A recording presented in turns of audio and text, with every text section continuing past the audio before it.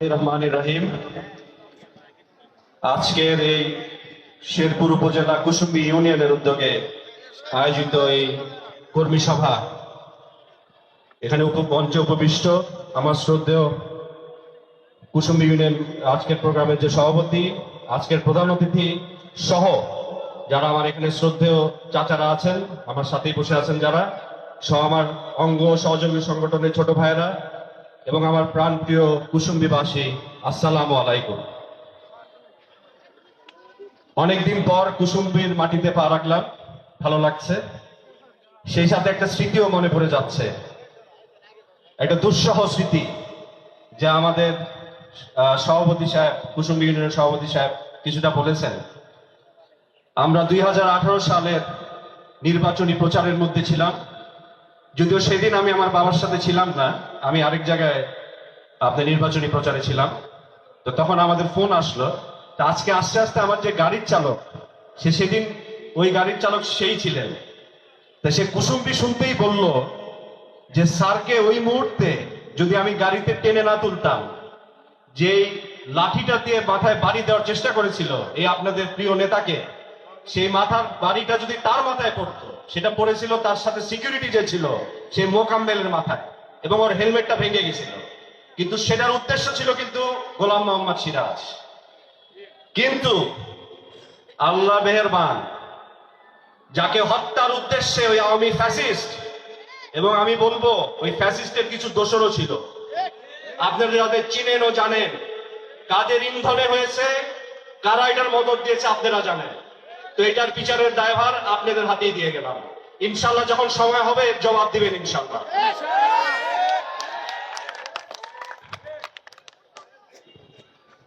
আমরা আওয়ামী ফ্যাসিস্ট সরকারের আমলে দেখেছি তারা 16-17 বছর 71-এর পক্ষ এবং বিপক্ষ এই বলে পুরো দেশ, গোটা জাতি ও জনগণকে বিভক্তি সৃষ্টি করে রেখেছিল, বিভাজন সৃষ্টি করেছিল। এবং সেই বিভাজন তারা সৃষ্টি করেছিল যে একটা দেশের মধ্যে একটা ভাগ করে রাখার জন্য। তো যাই হোক, আজকে সেই ফ্যাসিস্টের পতন হয়েছে, সেই ফ্যাসিস্ট কবর রচিত হয়েছে ইনশাআল্লাহ। কিন্তু যেই 24-এর গণ অভ্যুত্থানের মাধ্যমে আমরা যে নতুন স্বাধীনতা পেয়েছি, আমি বলবো সেই 24-এর অভ্যুত্থান নিয়ে যেন কোনো বিভাজন সৃষ্টি না হয়। যেমন মাঠে ছিলেন আমাদের ছাত্র আন্দোলনের ছাত্র ভাইয়েরা, তেমনি ছিলেন আমার বিএনপির নেতাকর্মী সহ সাধারণ জনগণ। ফুটবল খেলা যেমন 90 মিনিটের খেলায় 90 মিনিটই কিন্তু খেলতে হয়। হ্যাঁ, আমি বিশ্বাস করি যে ওই খেলার শেষ মিনিটে আমার ছাত্র ভাইয়েরাই গোল করে এই ওই ফ্যাসিস্টের পতন ঘটিয়েছিল। কিন্তু যে 89 মিনিট আমার বিএনপির ভাইরা, ওই 89 মিনিট কিন্তু 16 বছরের সমান। সেই 16 বছর যে মোমেন্টাম বিএনপি ধরে রেখেছিল, বিএনপির নেতা কর্মীরা, তারা কিন্তু এটাকে ছোট করে দেখতে, খাটো করে দেখতে পারে না। তা আমি বলবো যে 24-এর অভ্যুত্থানের কোনো পক্ষ বিপক্ষ নাই, আমরা সকলেই বাংলাদেশের পক্ষের শক্তি। এবং এই নতুন বাংলাদেশকে, যেই নতুন বাংলাদেশ আমরা পেয়েছি, এর পুনর্গঠন, সংস্কার যাই বলি, আমাদের কিন্তু ঐক্যবদ্ধ থাকতে হবে। যদি আমরা তা না থাকি, তাহলে কিন্তু ওই ফ্যাসিস্ট ও ফ্যাসিস্টের দোষর আবার কিন্তু সুযোগ পেয়ে যাবে। তাই আমি অন্তর্বর্তী সরকারের উদ্দেশ্যে বলতে চাই যে আপনারা সংস্কার করেন, অবশ্যই আমরা সংস্কারের পক্ষে আছি, কিন্তু এটাও বুঝতে হবে যে সংস্কার কিন্তু একটি নির্বাচনের মাধ্যমে, একটি পার্লামেন্টের মাধ্যমে আসতে হবে। এটা কিন্তু সবাইকে অনুধাবন করতে হবে। তা যখন আমরা শুনি যেরকম বলা হয় যে স্থানীয় নির্বাচন হবে জাতীয় নির্বাচনের আগে, তো এটা কিন্তু কিছুটা ষড়যন্ত্রই মনে হয় আমার কাছে। কারণ স্থানীয় নির্বাচন হওয়া মানে ওই ফ্যাসিস্টকে আবার একটু সুযোগ করে দেওয়া, ফ্যাসিস্টকে আবার মাথা চারা দিয়ে উঠার সুযোগ করে দেওয়া।